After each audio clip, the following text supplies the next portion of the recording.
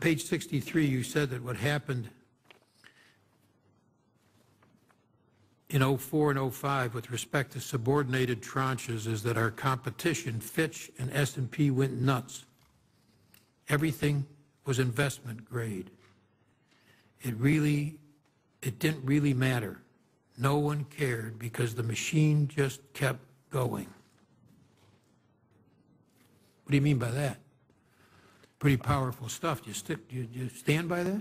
I was talking about the subordinated tranches in the mortgage-backed securities area.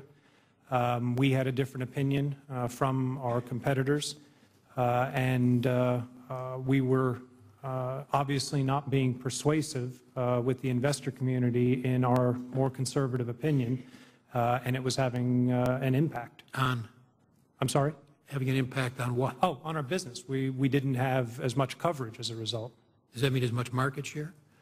Both, but really I was talking about coverage in that case. There were, and the reason I keep making the distinction between market share and market coverage is I think that most people would associate market share with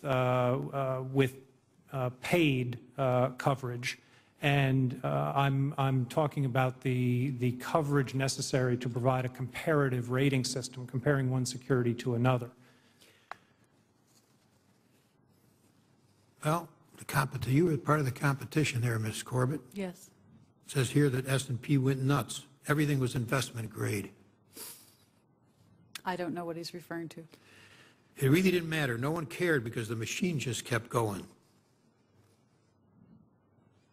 Boy, is that true. I wish you'd just say, yeah, I stand by that, and that got us into trouble. For the sector I was talking about, I do stand by it. Ratings kept churning out with poor models. Now I'll use your words. I think that the agencies really went overboard here. You really went off the deep end. And here's the reason. You had poor models for these new structures. You had too few resources you were willing to commit. You had too much pressure from investment bankers.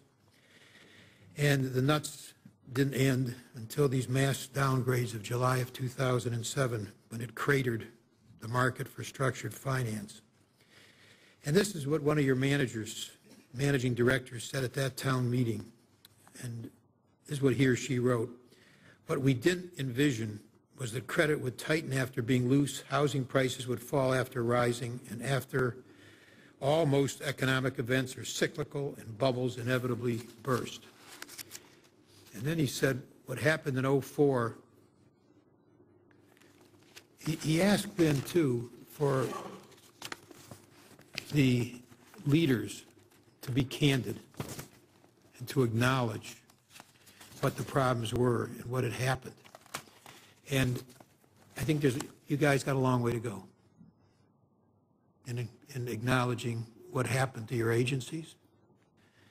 And this is what he's saying, and I happen to agree with him, that Moody's franchise value is based on staying ahead of the pack. And I would apply this, though, to both.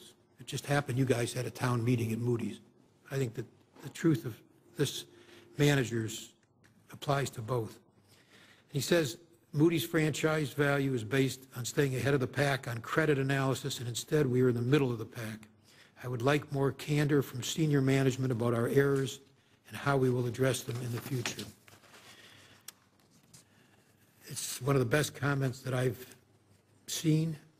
I hope you would see it that way, but I can understand that that may not be the case.